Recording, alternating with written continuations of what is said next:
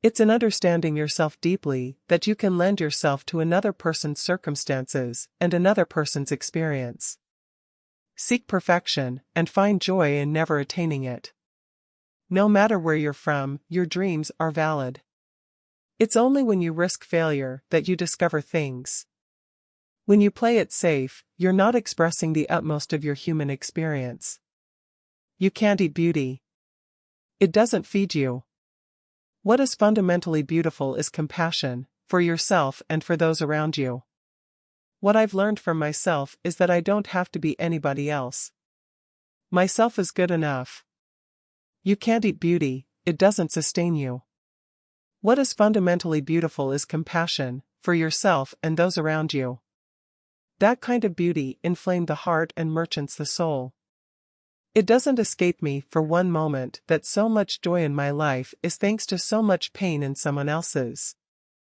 I realized that beauty was not a thing that I could acquire or consume, it was something that I just had to be. Even in my dreams of being an actor, my dream was not in the celebrity.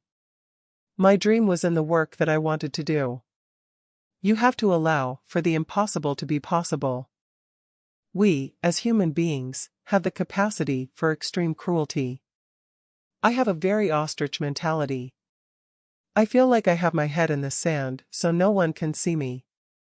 I discovered that joy is not the negation of pain, but rather acknowledging the presence of pain and feeling happiness in spite of it. That you will feel the validation of your external beauty, but also get to the deeper business of being beautiful inside. There is no shade to that beauty. As actors, you become an expert at starting over.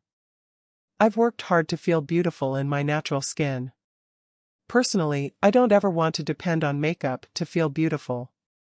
Human beings have an instinct for freedom. I grew up in Nairobi, which is the capital of Kenya, so it's hustle and bustle, and there's always something going on. I can speak of actors that I love. I love Cate Blanchett, Viola Davis, her tenacity. I love Charlize Theron. She's so surprising and so exhilarating, the kinds of projects she takes on. Marion Cotillard as well. There's always a sense of newness with acting, because you come to every role fresh. What's becoming very obvious to me is that fashion is art. To this day, I love eating steak tacos before going to the red carpets. My immediate family was always very supportive.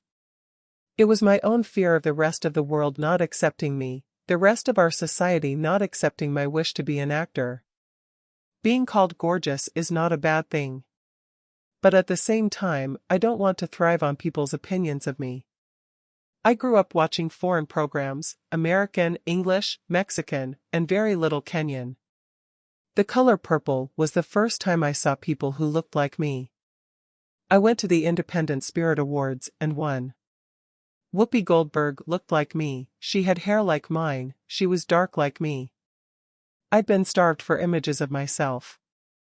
I'd grown up watching a lot of American TV.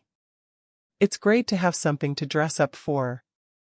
You know, I spent 3 years in slacks at drama school, so now I like putting a dress on.